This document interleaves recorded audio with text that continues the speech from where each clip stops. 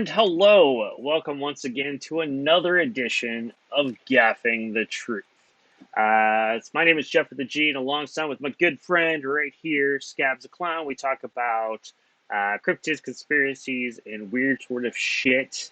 And today we can't think of anybody weirder than Aleister Crowley, so we're going to talk about Aleister Crowley. But first, how's it going, Skabz? It's going, man. Been all right. Not much going on this week, but next week I'm really looking forward to. Oh yeah, what's going on? Yeah, yeah. I'm going to New Mexico, getting the hell out of Houston for a little while. Any excuse to get out, currently as the political and medical climate of Texas is progressing, the idea of getting out of Texas has been one of the smarter decisions I've made in the past at least 2 months. So, Yeah, and the funny thing about that is, I don't know if you've seen it, but Greg Abbott has COVID. yeah, I saw that. That's crazy. I can't believe that at all. Yeah, Or I can, but no, especially after that massive party he had, and then found out he had COVID. So all those people at that party are at risk now. well, This is what Yay. this is what I said on social media. The fact is, if that man didn't gain humility when he got put in that chair, he's not going to get any humility now. So Yeah, yeah. Well, I don't hope he dies. I hope he has to be in and has severe health issues afterwards. I don't want to wish death on anybody. no, I don't. Literally, I don't think anything's going to change. What's going to happen is, it's not that bad. It's fine. Let's open more shit up. Let's make it even more open. Let's let kids show up in schools with AK-47s. Uh, shit like that's going to happen. I don't know. Our good friend Lex is in the chat. Hey, Lex, what's going on? Hey, what's up? Hey. So today, as we discussed last month, is like we normally do about different things to talk about for the show, and I think this is the first time we're actually talking about an individual versus a group or a thing or whatever. Only because this is one of the weirder people that's ever existed, and the idea of being weird. So. Uh, Mm-hmm. Yeah, Aleister Crowley. It's really hard pressed to find somebody that's documentedly weird, like to the extent he is. There's legends of Mm-hmm. people who existed before him, but like, Yeah, dude, no, man, he was a weird guy. He was a real person. Ozzy Osbourne wrote a song about him. Like, man, like he is and a he's just a character. He's a very weird person. oh yeah, and like the fact is, like, there's us the Swedish band Cardigans, which has such a sweet bubblegum pop sound with a nice, lovely girl and just singing like this, very nice. That they covered that Mr. Crowley song, and it is adorable. So I thought about playing it for a show, but I didn't want to get us kicked off. So everybody go search that Yeah, out. It's pretty cool. understandable. It's worthwhile. Yeah, that's what YouTube's for. Go look it up on YouTube, people. Yeah, or your favorite download site, because I'm sure it's available on everything. The weird Yeah. version of Iron Man is also crazy too. Um, but what I wanted, other than so, what's really interesting, I thought beyond because I didn't really because it's like I knew who he was, but I didn't realize some stuff about him that even makes it weirder on his level. Is that how he got started? First off, his name's not Alistair. Sorry to break that to everybody. His name is Edward. He just changed to Alistair Mm-hmm. because he did too many drugs and got crazy in Sweden. In Sweden, took a trip to Sweden, got weird. Got very midsummered out, and changed his name to Alistair and got even weirder. And started writing poetry, like some crazy fucked up poetry, which is amazing. Uh, In fact, I pulled some Mm-hmm. up. I thought it'd be Mm-hmm. fun to read some because he It's was like, not great poetry. It's out there. but yeah, he was considered really subversive with his poetry. Let me. There's a thing. I'm not gonna read all of it because they're all long. Like it's not just like, oh, cool. It's like six, 8 stanzas. No, they're like. But part of like the lyric of love to Leah. Come, my darling, let us dance to the moon that beckons us to dissolve our love in trance, heedless of the hideous heat and hate of Sirius. Shun his baneful brilliance, and it goes on from there. Just stuff like that, and it gets really weird. Like, or like, my other thing is like, my favorite line from this is, "Velvet swatches our lissome limbs, languid lapped by sky and sea. Soul through sense and spirit swims, through pregnant porphyry, dome of lapis lazuli." So yeah, gets kind of weird. Yeah. But I was trying to find Yeah, because his like some poetry, like I've got. I'm no, go ahead. no, the fact is like he like apparently there's a volume of verse that a critic actually called like the most disgusted piece of erotica in the English language, but it doesn't say what verse it was. Had it was, I would have. That's what I would have. I was trying and find that one because I thought it'd be going. What did they consider the most disgusting piece of erotica for that time period? Because this is like late 1800s. So I was like really curious. I go, and then she showed her ankle. Well, Kalu Calais. I don't know the fuck that what's like disgusting erotica for the time. But Yeah, anyway, yeah. I mean, disgusting erotica for that time period is Aleister Crowley. That was his thing. Like he just being the most disgusting, depraved person he could be is what he wanted. He reveled in that his mother called him the Great Beast 666 as a child, and he claimed to have lost his virginity to his sitter. Um, God, like and a lot of the things I want to go over this a little bit because it's going to come up a lot, I'm sure. But um, it comes from the Book of the Law. Thelema is basically the religion he started. Um, Thelema is an esoteric and occult social or spiritual philosophy and religious movement developed in the early 1900s by Aleister Crowley, an English writer, mystic, and ceremonial magician. The word thelema is the English transliteration of the Greek noun, whatever that word is, because the letters are upside down, pronounced ilama. Okay. of Will, course, from the verb, weird word, to will, wish, want, or purpose. Crowley asserted or believed himself to be the prophet of a new age, the Aeon of Horus, based upon spiritual experience that he and his wife, Rose Edith, had in Egypt. We'll get into that later. oh, that's um, yeah, so stuff from the Book of the Law, like people don't even realize this from the laws. Do what thou wilt shall be the whole of the law, meaning that adherents of the Lema seek out and follow their true path, i.e., find or determine their true will. Love is the law, and love under will, i.e., the nature of the law of the Lema is love, but love itself is subsidiary to finding and manifesting one's authentic purpose or mission.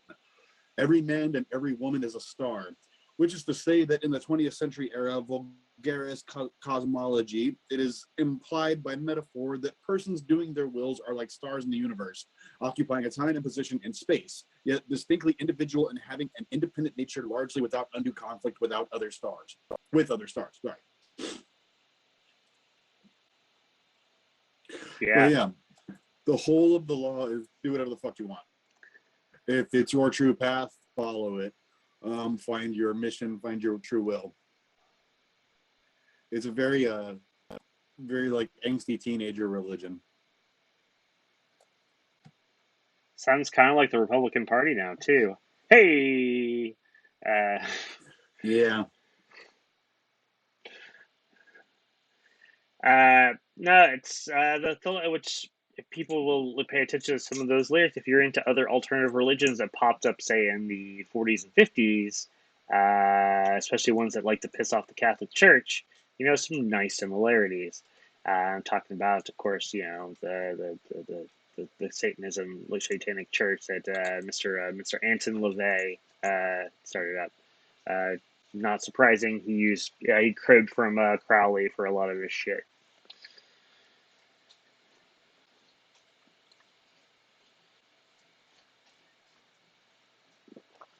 Um, you all right, Skabz? You're breaking up on me really weird. That's really odd because you're just running slow. All right, no worries. How's everybody paying attention and watching this? Everything seems to be cool on you guys' end. I'm trying to see. So before we move on, um, for the man, the myth, the legend that is Aleister Crowley, he got started doing shit. Of course, once he came back from Sweden, and he actually part of the mystic, the Hermetic Order of the Golden Dawn, which is that's a whole nother conversation about bullshit right there. Uh, before evolving and creating his own Thelema religion, which involves things from the Oriental stuff, Oriental, which is his quotations, not mine, ancient Egyptian, and of course his own stuff, and then of course all the freaky sex shit he wanted to get involved with, and all the drug stuff that he liked doing. So he added all that stuff together, prepared his pot to create Thelema. The reason why he came across all that stuff because he was actually an avid traveler. He actually traveled all around the world a lot. He liked to climb mountains. He was a big game hunter. He went through Mexico, India, He Egypt. was All actually an amazing mountain climber and held records for the heights and mountains he climbed. yeah, and that doesn't include the fact that a lot of times he did those while really high as well, like because he was a notorious, like a horrible, horrible opium fiend. It's just, Mm-hmm. um, Yeah, I've got some stuff about that here too. yeah. So what's funny is like in back, like when he's doing all this stuff in like in 1920, he actually moved, like he moved and created his kind of church in Sicily, uh, which is kind of cool, and created the Abbey of Thelema. Uh, and what he was that doing so he quoted himself as being the epissimus. God, that's a lot of s's in there. It's like the Mississippi of like weird god names, which means the beyond the gods. Epissimus, beyond the gods, is the title. Back in 1921, and then of course sex in, drugs in, rock and roll, and then some dude died during one of the rituals, supposedly because he drank the blood of a cat. Uh, yeah, the governments came after him. Crazy shit. Mm-hmm. Yeah, and another thing with the rituals I've got right here, an important part of the rituals of the Lema, this so-called sex magic, was supposed to be transformative and clarifying. Even bodily fluids were important to Crowley and his. In the Mass of the Phoenix, for example, participants had to consume a cake of light. The cake of light on Catholicism's wafer. Cake of light contained either male fluids or, as a member of the occult society, the Ordo Templi Orientis, OTO, to a lot of people, Crowley also added a new ritual based on taboo positions to be practiced by members of the 11th degree. It is also important to note that Crowley had scores of intense, passionate affairs to his life. He considered himself to be bisexual, as he had both male and female partners. Crowley's belief in the power of the act was a thus guiding force in his personal relationships. Now, the thing about his bisexuality is, because of the times, he thought that having sex with another man was one of the most vile, disgusting things you could ever do. Well, yeah. So, yeah, it's totally gross. Yeah. Ew, boys kissing. Yeah, I know. No. Also, Chris broke it. Chris broke into the chat. He's drinking cat blood. Why couldn't he hold snakes and speak in tongues like a normal person?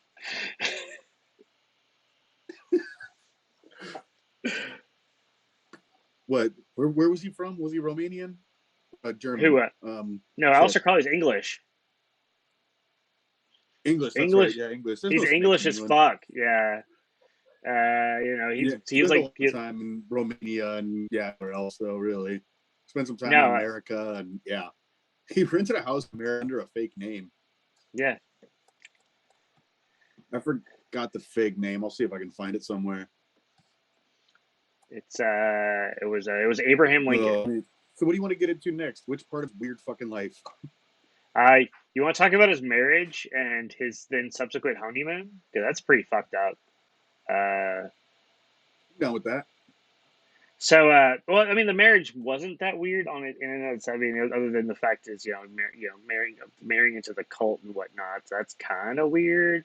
But let me pull it up because uh, it's one of those things like he got married into the order and stuff like that. So it had its own kind of weird secret rituals for that sort of stuff. But so which they didn't get into great details as far as the religious stuff. But where is it at? Once they got married, they held their honeymoon in Egypt, specifically as they honeymooned in the Great Pyramid, because it's weird and creepy and goofy as shit. Because it's like that. Like, how can it's the idea? Like, how can they make it weird and crazy? Like it's like the G.G. Allen of fucking like the Victorian era life. So that's kind of weird. Yeah, Don't you and guys think? this was in like 1904, so you could just do that. You could just go into the pyramids back then. Oh yeah, yeah. You paid a dude like $20. That probably like literally would have been like, which is the equivalent of like say like $600-700, and could have stayed for a night or two, and like literally as they slept and fucked in the Great Pyramid, with that little entryway that doesn't have a lot of room, but there is that one space that people go in and out of, and that's where they went and had sex and did weird quote unquote thalamic rituals, and that's I guess that's how he officially became the Epistlemus. Epistlemus, because that's just fun to say. Um, so yeah, that's pretty weird. I would like to think. Uh, Crypt B&B. Yeah, that's exactly right.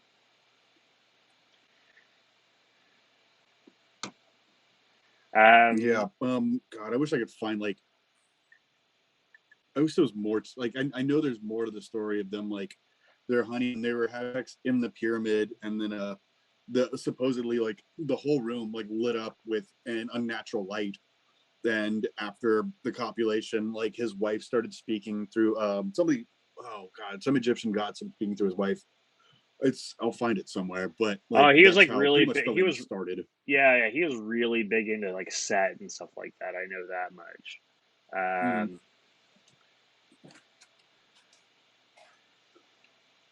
Mm. Where is it coming up?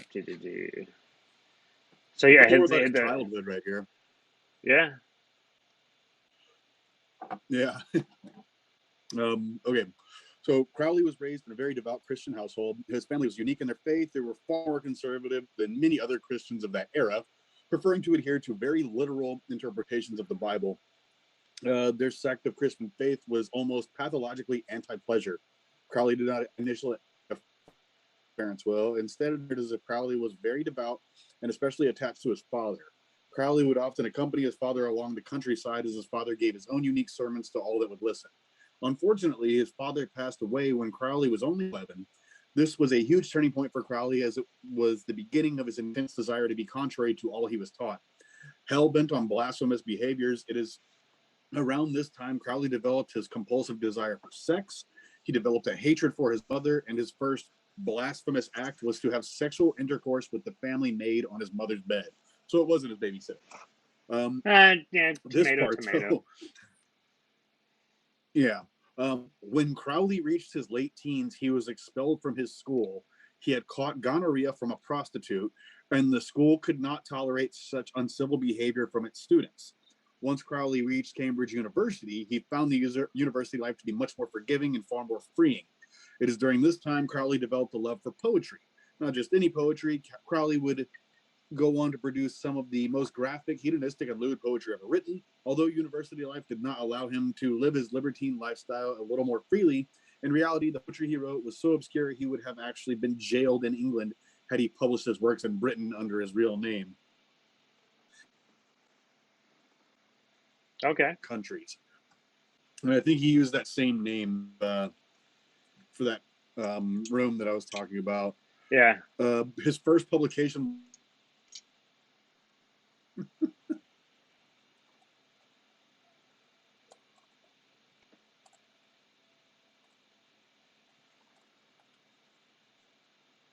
His first publication. That's what all I got out of you.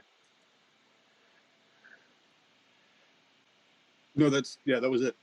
Oh, okay. Sorry. His first publication was White Stains. Oh, white stains. I didn't catch the white stains. All right. Um, okay. Cool. Yeah.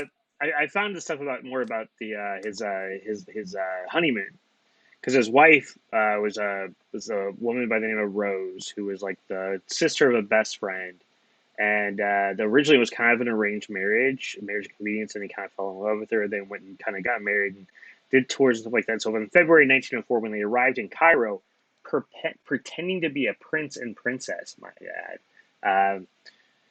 Uh, they rented an apartment and did all the weird sort of shit, including things like trying to evoke Egyptian deities and stuff like that. And according to Crowley's account, he says Rose regularly became delirious, and informed him that they are waiting for you. Um, she explained that they were the god Horus, and on March 20th proclaimed that the equinox of the gods have come. She led him to a nearby museum where she showed him a 7th century mortuary stele known as the Stele of Ankh F. Nonsu. And reason Crowley really paid attention to it because the exhibit's number was 666. Mm. And then as they kept being right there, one day Crowley then heard a disembodied voice claiming to be that of Alwest, which is a messenger of Horus, or the Hor Patakat.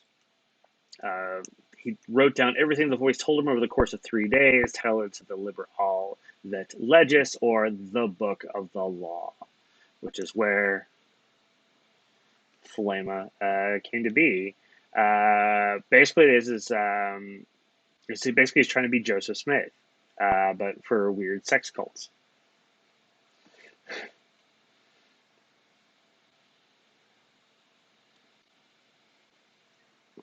Don't you guys think? Oh yeah, yeah. Where's that musical? Yeah, right. Oh shit. I'm sorry. I'm like going through like just these weird facts that I found. Like just they're kind of disjointed, but like by 1907, Crowley was officially using his beliefs professionally. One client was George Montague Bennett, 7th Earl of Tankerville. Tankerville, a paranoid drug addict, was convinced that his own mother was trying to use witchcraft to kill him, so he turned to Crowley for help. Crowley provided Tankerville with a talisman, tarot readings, and a vacation away from his family. The vacation to the continent also gave Crowley the opportunity to help Tankerville with his drug addiction using the rituals of Thelema. So he got another dude off drugs while he was fucked up on drugs. Well, that's the easiest way to get somebody off drugs is to take their drugs from them, and the only way to make sure they don't take their drugs is to take them for them. So that makes sense. I mean, Yeah. it's like being a sin eater, but just with drugs. I'm gonna have to do that for people. Yeah, that's what I'm gonna do too. You wanna know what's other weird? So here's another fucked up thing that Crowley was known for. It's like when the church kind of imploded upon itself. He was living hand to mouth like all over the world. He would live someplace for a few months and then get kind of run out because he's running scams and shit. Because fucking con man in the end. Uh, but what at one point in like 1915. This is right around World War One ish time period like that. He was involved in New York's pro German movement, which is always nice, and began writing for a propagandist paper known as The Fatherland, which is dedicated towards making sure that U.S. kept neutral on the whole thing, so that way Germany could run roughshod and that shit. But of course, everybody went, "How could he do this? He was doing stuff against Britain." Guess what? He's like a fucking double agent. He's like doing like James Bond shit.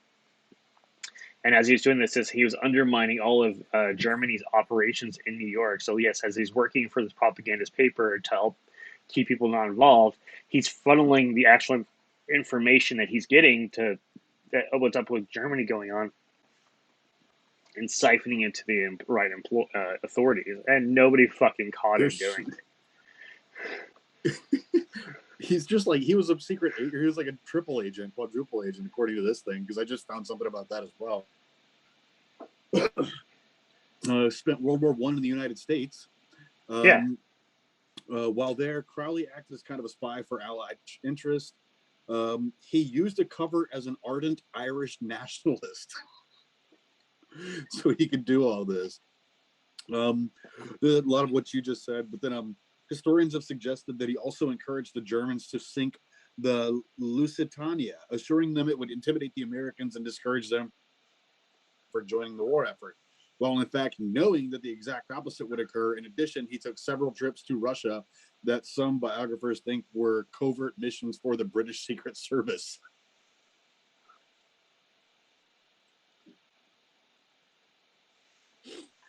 God. Dude is like crazy shit.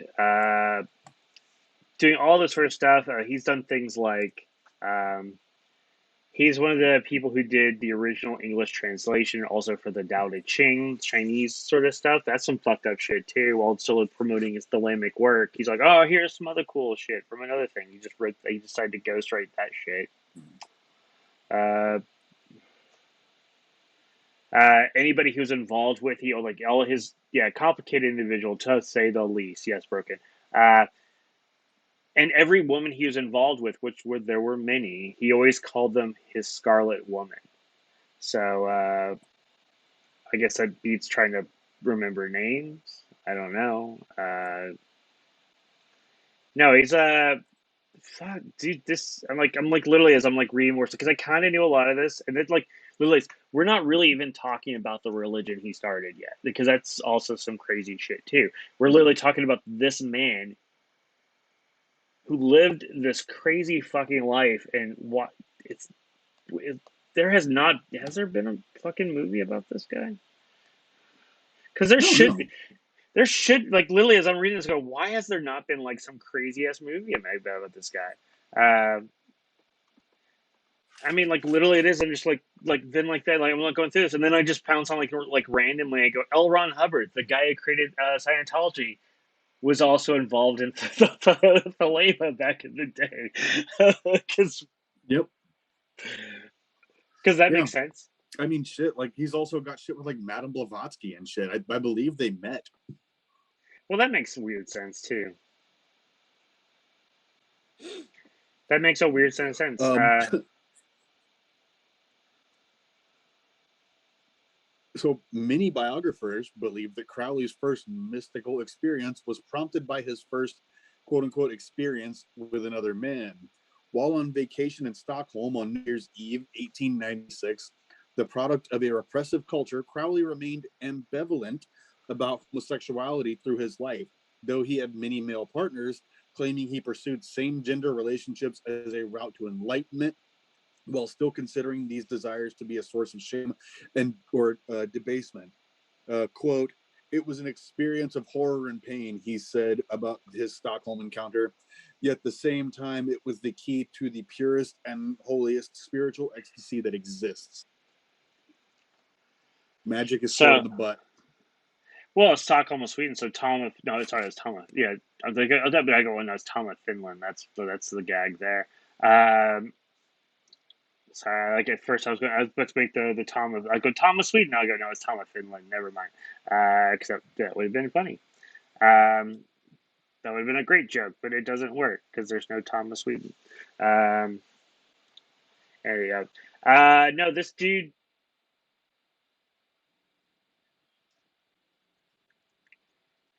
No, no, fuck. I'm like literally, I'm like all this crazy shit. So things like he liked to go rent boys and buy supplies, including drugs in Palermo back in like the 20s and 30s. I mean, he's a creepy dude too. Don't get me wrong, but like all in the name of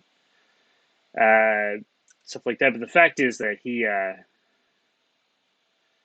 dude, man, yeah, the Abbey of Thelema, the second Abbey of Thelema, uh, in Paris. is how they did that. So no, it's just crazy, crazy, man.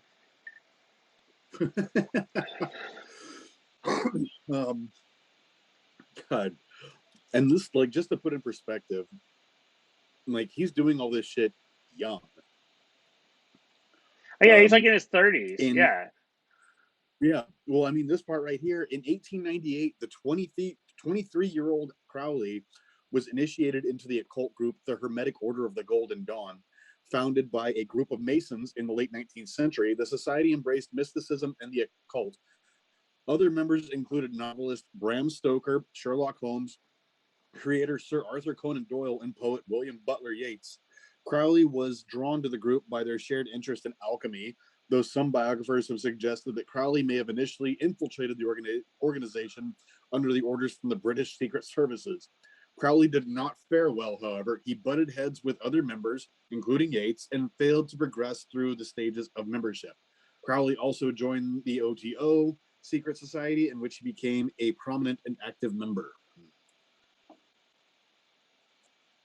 And he was 23 years old in 1898, like joining like these weird fucking Hermetic Order of the Golden Dawn and the OTO, and having like magic fights with other magicians, basically. Well, I mean, at 23 for that time period, you're supposed to be an established adult by then. Don't forget that's of that Yeah, time he's period. like middle aged by then. Yeah, well, you're supposed to because by 17, by at worst 20, you're out of the way schooling goes. You're out by 20, so 23, you're already established with whatever Mm. your life is supposed to be. So that's what fake does. You see those other names of those. Yeah, those are no. All of those names are not shockers as far as people involved with the Golden Dawn. Bram Stoker, Yeah, uh, Conan Doyle, who always loved to dance, all that crazy shit as far as any sort of mysticism stuff. He always just tried to figure it out and do stuff, and then he befriended Harry Houdini, and that fucking shit went weird. That's a story for another day. mm. Because that's another fucked up relationship is Conan Doyle and Houdini. That was a weird, not fucked up, but a weird relationship. Um, no, Mm. yeah, but the fact is, I don't know about how the Golden Dawn was then. I do know how it is, or at least was about 20 years ago, uh, now ish, which probably more closer resembles what Thelemic faith is for the most part. Because most of the Golden Dawn people I know, they love ritualized weird sex shit. Uh, but anyway, so I guess just I think Crowley just didn't like those rules because they weren't his rules. Uh, didn't like being Yeah, told pretty what to much. do. Didn't like being told what to do. Uh, Yeah, like I need to, because it's hilarious. Like, he basically like paid a locksmith to change the locks on the doors of the Hermetic Orders building, and tried to take over and have like a coup and like all kinds of crazy shit. There's a wild story about all this where basically a bunch of like magicians are fighting each other in their full garb and Expelliarmus! Harry Potter shit! I don't know. they're just LARPing. They're just LARPing. Uh, Kinda. Yeah. Well, actually, secret society shit was big business during that period of time too. So it doesn't yeah. Some people running around in robes feeling important. Uh, but yeah, people just doing. Uh, Lightning but bolt, not. lightning bolt. Oh, amount of mana. Still one of my favorite bits of the dude. Yeah.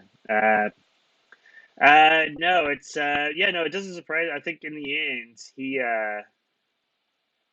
I think that a lot of times he didn't like doing it because he liked making the rules rather than somebody telling him what to do, and that's that goes. It's very apparent based on his childhood, which is why he had such issues with his parents, especially his mother, being told what to do and Mm. didn't want to do it. So, oh, I can't do that.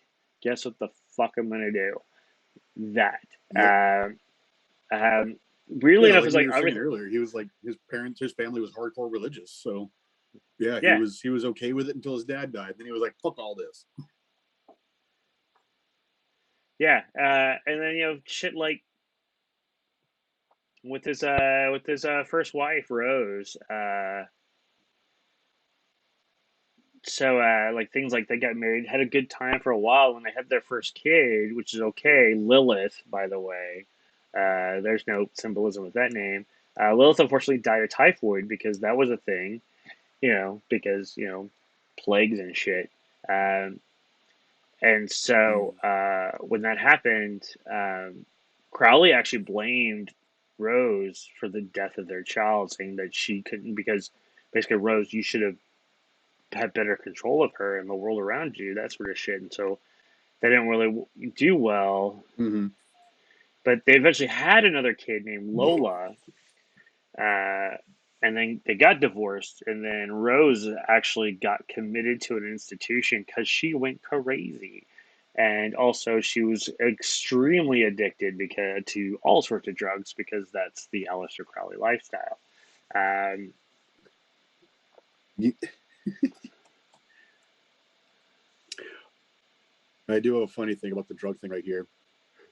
I mean, he fictionalized his drug struggles and his whole story in Diary of a Drug Fiend.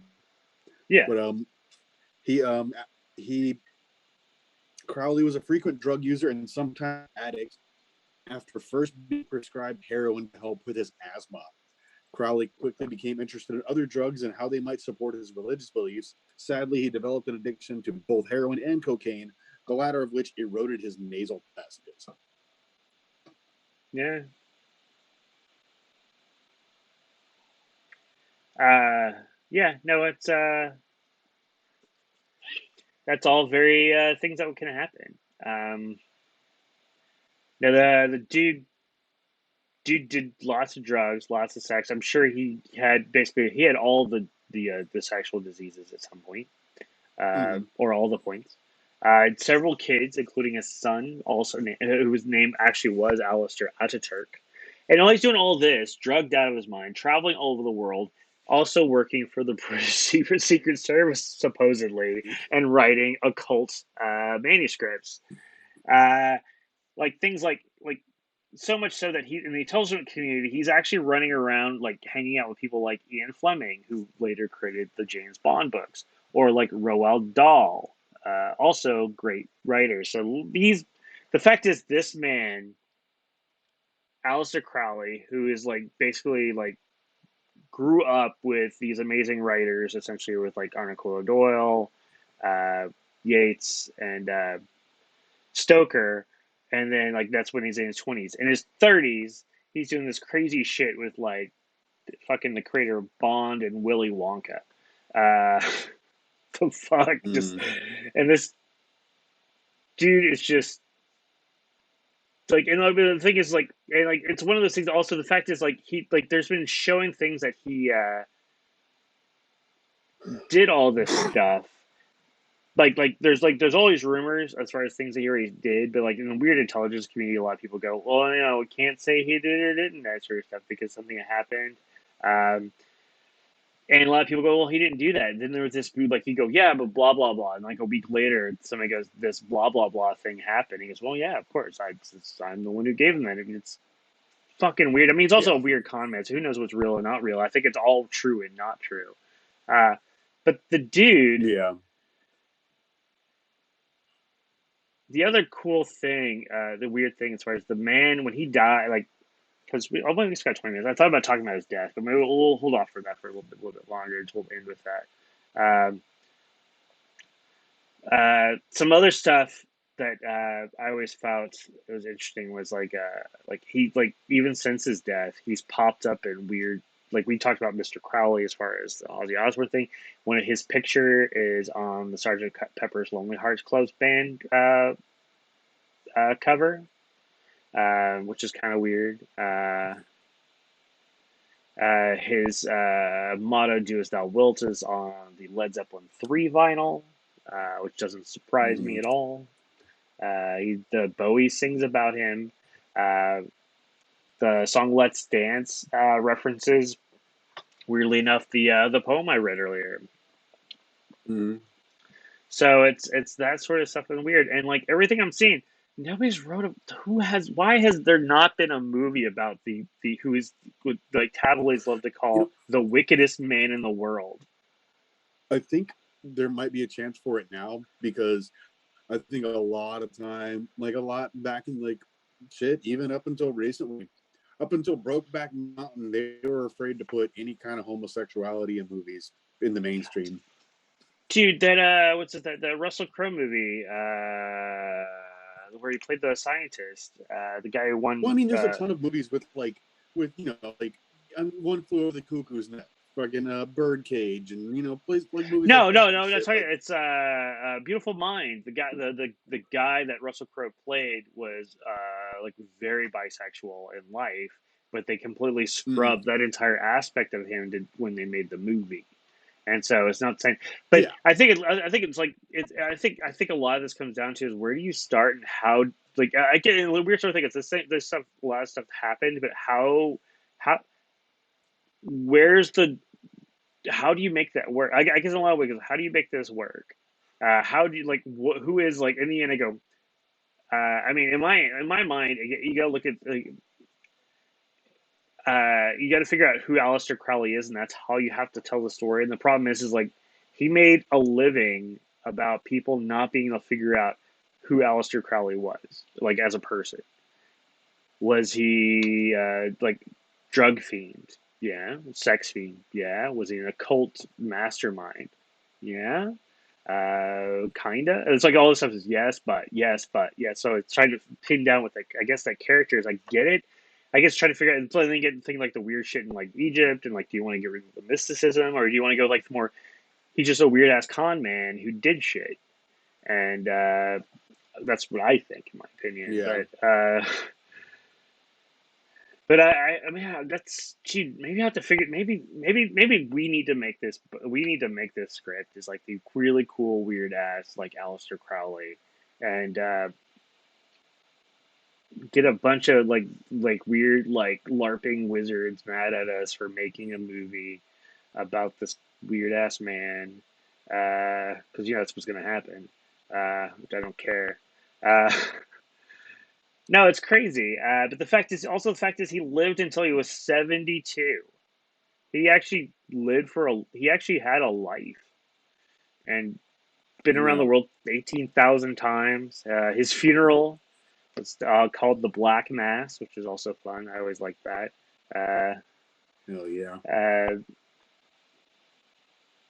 the fact is, and it's weird that like people still discuss like, oh, of course we're talking about it today, but the uh, the fact is like people are still like legit talking about him. There we go. So like somebody goes, a movie about him being a con man would be more narratively satisfying. That I would have to agree. That's the only way you can really do a thorough line. Maybe kind of do the maybe do the weird wink about is it more than that? I don't know. This is what we're gonna tell. Yeah. I don't know. It's but Yeah, just also make a could movie about him without saying his name the whole time. Just do more of his con man stuff and just like allude to Thelema and allude to the trip to, yeah, because that would be Egypt and things like that. yeah. Well, like or you can go went to Egypt and just kind of go and then maybe like say that whole go Egypt with holy shit, and then it like pans away, so you're not really seeing what you see him go to Egypt and having a time and like getting drugged out because that's all the stuff I believe, and that's the stuff I believe to be true. Uh, and then going from there, I don't know. It's the dude is like weirdly fascinating. He is like somebody says the Ernest Hemingway of cults. Could be he's like the fucking Gigi Allen of the times as well.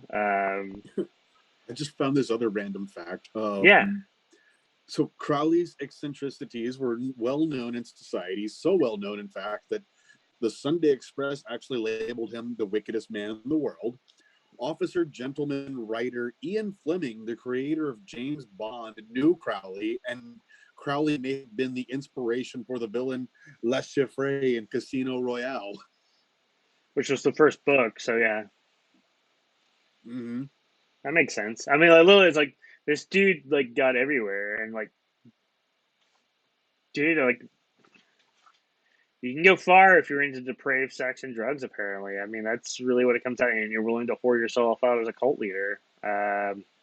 But that's really that's a story as old as time. It's been done for thousands of years. I mean, you go back, you've got. I mean, that's Yep. Koresh, that's Manson, Crowley, Hmm. Jesus. I mean, all these different people doing all that, so it makes sense. I mean, we didn't even get into his commune, the his Thelema commune. But I don't know, like another completely random fact: how much influence he had on the world. Though Aleister Crowley was not formally enlisted in World War II, he tried, but he was ultimately rejected from service. He may have played an important symbolic role. One of Winston Churchill's most iconic signs, his V for Victory symbol, might have been influenced by Crowley. Crowley claimed that he suggested the sign to Churchill as a symbol that would counteract the power of the Nazi swastika. it's you know what? It's like fucking Crowley. Like in the end, I think Crowley's like, is it true? Who knows? But it makes a good story, and that's I think Crowley figured that out. Whether or not it's true or not, it really doesn't matter because it's one of those things that go. It's dumb. It's like one of those things that go. It's I mean, it's factual enough to know that Crowley and Churchill like that have met up at least once or twice. That's an easy thing to say that yes, that happened. Whether or not that thing happened, who knows? And it's fucking like if they're drunk off their asses because Churchill was known to drink some brandy, so it wouldn't surprise me. I don't know. It's the Mm-hmm. dude is fucking insane. It's like one of those things like you could do like like no, I would go so far as like this would be like a fucking series. It wouldn't even just you couldn't do this in a movie. You'd have to make it like some weird AMC series or like Yeah, a it has to be a series with how much this dude did in his life. I mean, even from a child, like banging the maid on his mom's bed after his father died, just to show he was like, fucked up. you have to do like those weird like how the Crown does it, where it's like every season's like a set time period, and then like basically as you bring in a new actor to play is they get old like you know all right cool young Aleister Crowley's by so and so 20s Aleister Crowley is played by so and so 30s so on and so forth or just that time periods because it's like one of those it's just crazy what this man has done. And you've got anything else? I've got one that I would really like to end on. Let's that's I think I've taught like the black massing was the thing I was into with and I just ended up going crazy with that one. But no, what do you want to end on? I, I had to You take a drag off a cigarette for this one. yeah your cough medicine. I got it. Yeah. So it is interesting to note that since Crowley's time, in occult terms at least, Lamb is considered a class of entity rather than an individual being.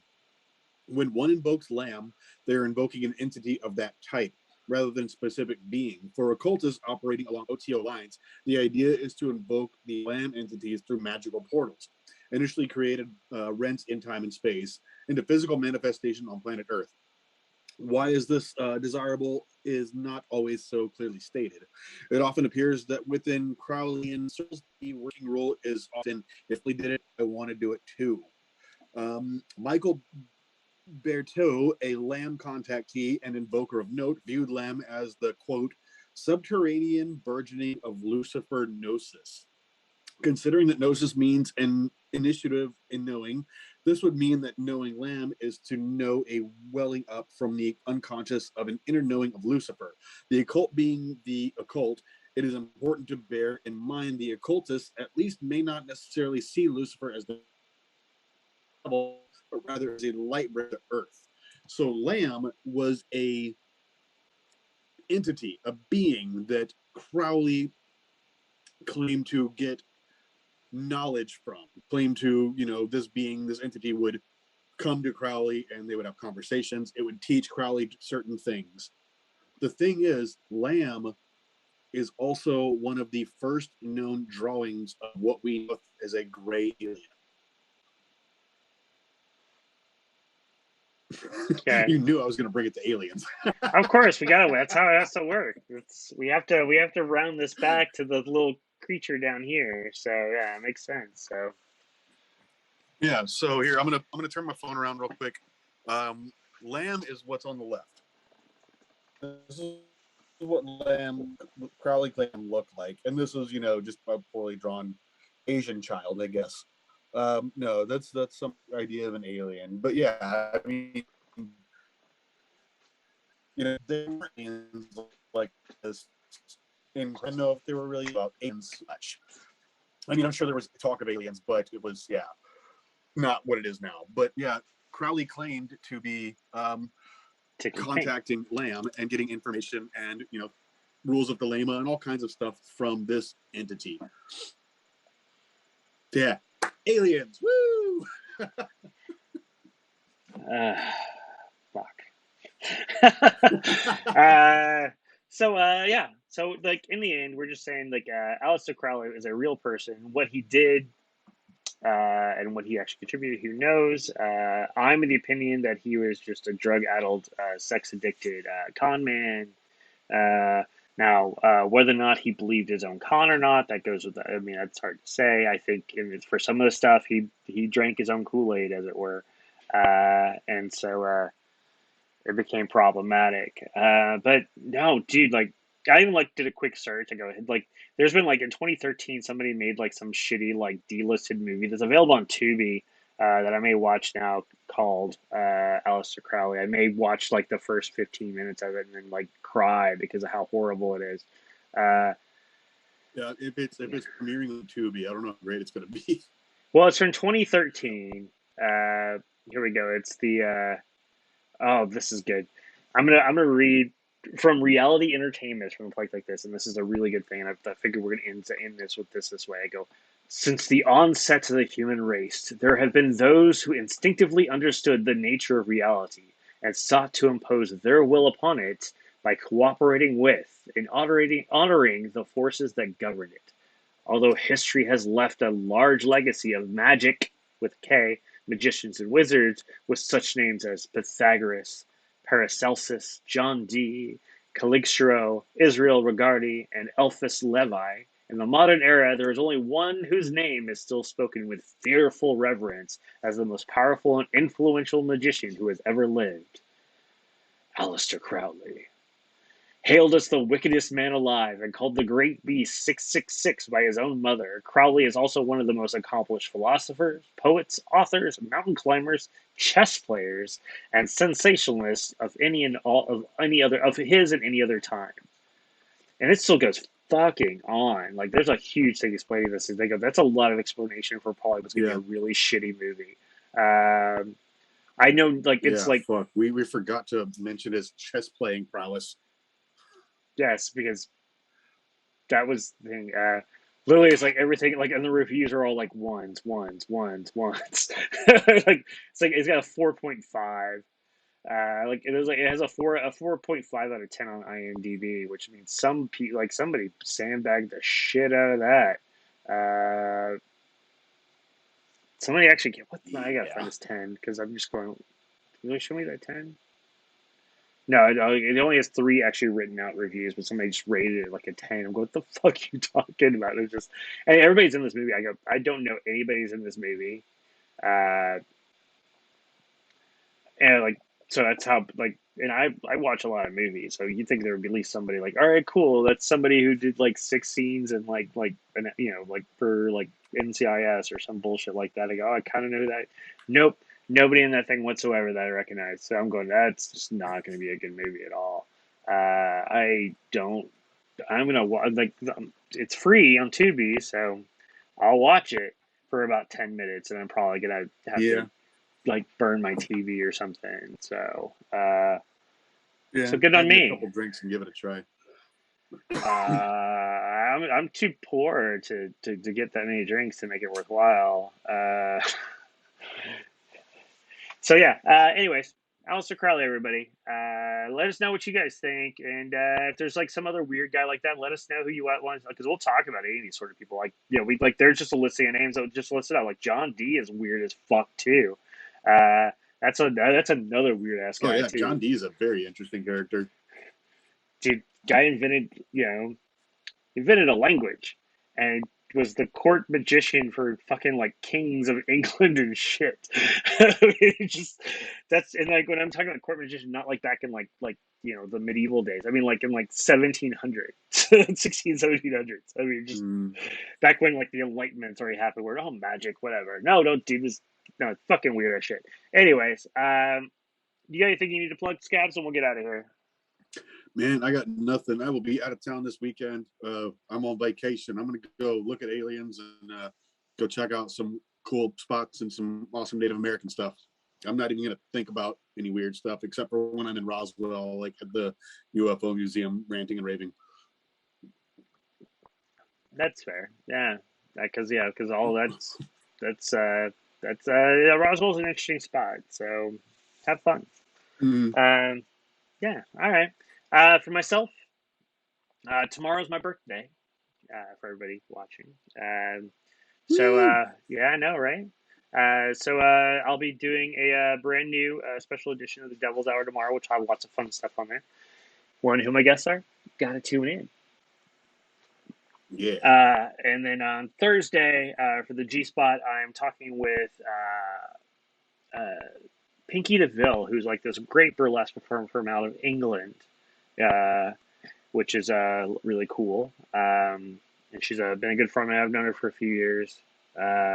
She's in England right now. She's moving to New Orleans. She was supposed to move to New Orleans like 2 years ago, like right at her birthday was in April. Her birthday is in April, and like she was supposed to move on her birthday in 2020 to New Orleans, and of course that didn't happen. She's since been to New Orleans and had to go back and forth and do a couple of stuff like that. But like it took her like another year to try to get to America again. So I'm gonna talk with her about stuff. It's a lot of fun. So next week, because we'll be doing a special, one of our special repeats because you'll be out of town for your birthday. Because your birthday's next week. Next Tuesday is my birthday. So he's gonna do his birthday stuff. So celebrate. It's Skabs. It's good, like it's just weird, like us doing stuff for birthdays that doesn't involve like actual live shows. But yeah, right? I know, right? So that's okay, no worries. So I think we're thinking about we might re-show our Mothman episode because that one's a lot of fun. I think I'll have to take a look at it again, but I think Mothman might be a fun one to revisit, or maybe we'll talk about another episode that you really loved, and we'll showcase the one that you love, and just I'll throw your tip link and stuff like that. I don't know. I figured Mothman would be fun. Yeah, I do like me some Mothman. You can talk about his Mothman butt. Stuff like that, and then all sorts of fun stuff like that. The only other fun excitement I have is on Saturday, the Brides, who are good from the Brides, who are show performers. They're performing a show called the Eat Me Variety Show at it's called the Coney Island, USA, the Burlesque of the Beach, and so it's all a big tribute to Clockwork Orange. So that's gonna be a lot of fun. And so, like, people like our friend Keita St. Cyr is supposed to be part of it. Claudette something from Stolen Stitches, who's going to be in town working for the Coney sideshow by the seashore. Anyways, she's going to be part of that show. And then Miss Cherry Delight, who's an amazing shock rocker here at New York, and all sorts of fun stuff. So I'm going to go see that show, and then like ride rides. So that's going to be my big birthday thing. Is I'm going to go out and ride rides. Hell yeah. So everybody, thank you guys for tuning in. See you guys again. Be safe, be cool, be groovy. And as always, man, keep drinking. Cheers.